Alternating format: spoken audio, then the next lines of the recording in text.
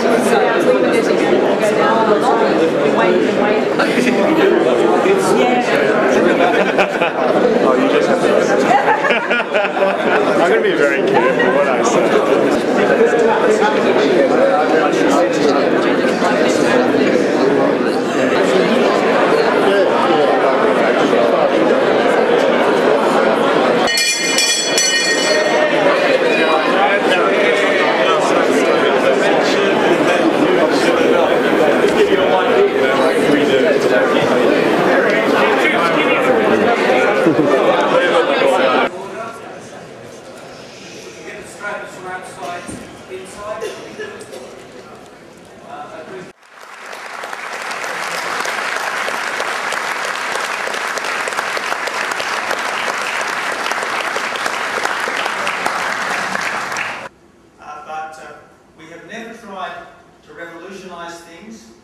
We have never engaged in change for change's sake.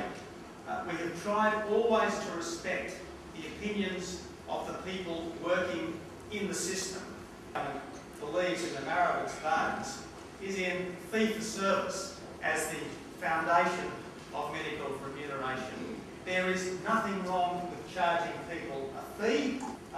Most of our larger practices now have practice nurses working in them. And I would like to see, in the months and years ahead, every practice which wants a practice nurse to have easy access to practice nurses. Tony is really the best fair weather friend that Medicare's ever had. I mean, when the government was elected, it was their decisions which sent bulk billing rates absolutely spiralling out of control downwards. And I know the AMA has been involved in this as the changes to the PBS that are being debated at the moment. We're looking for assurances from the government that the cost savings that are vitally important to government are not actually going to result in those extra costs being passed on to the consumer. Can you today reassure doctors of Australia that a future Labor Australian government will not attempt to undermine fee-for-service practice and Medicare and recognise that these two instruments are the foundation of a cost-efficient Australian healthcare system? Well, I wasn't asked about the pooling issue. I think you were. I'm quite happy to answer it, but I think that was part of Mark's introduction of the commitments that he wanted made on the other issues. And yes, of course, Labor is fundamentally committed to Medicare and the fee-for-service model. We're not looking at the pooling of MBS and PBS payments. We are looking at, and this is no secret, we are looking at ways that we might be able to use both the Commonwealth and state health dollar more effectively.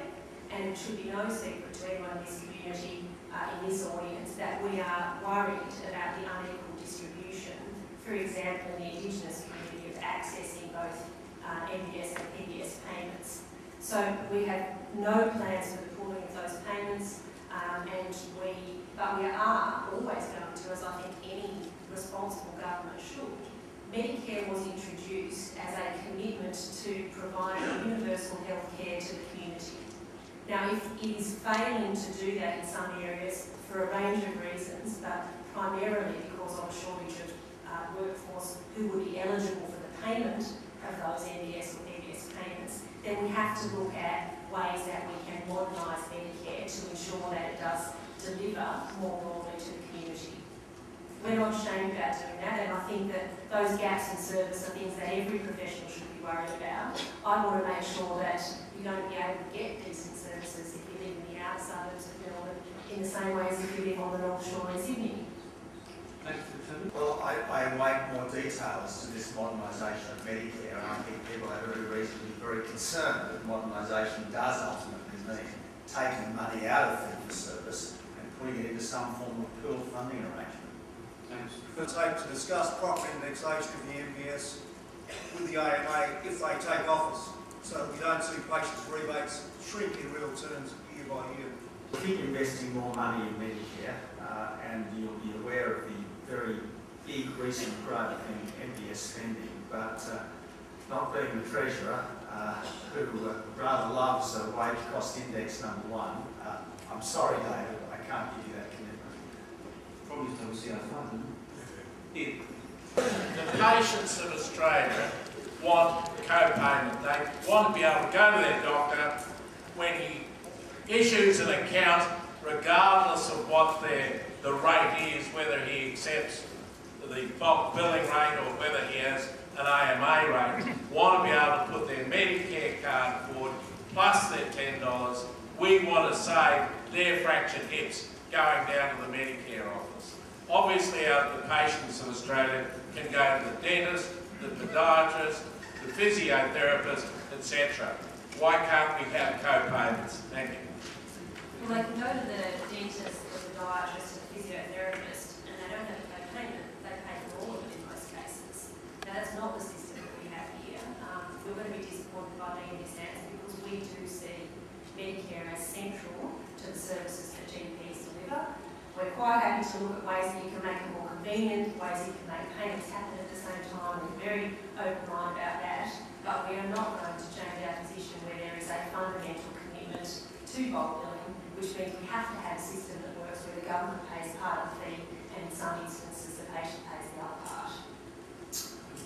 Yeah, well,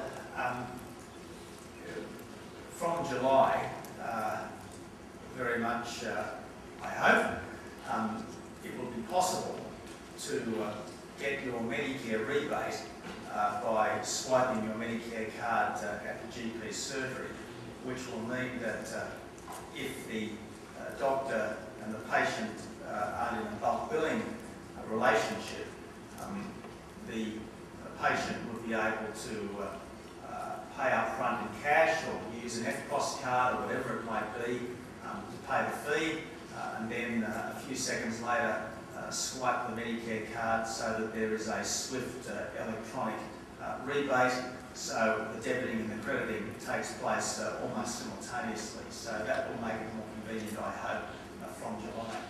In closing, again, thank you very much for your participation and your questions. I'd like to thank very much Tony Abbott for coming down from Sydney today and making the effort and being here with us. It's very important for us, for you to be here and to hear your points of view and for your candid comments and your very detailed answers.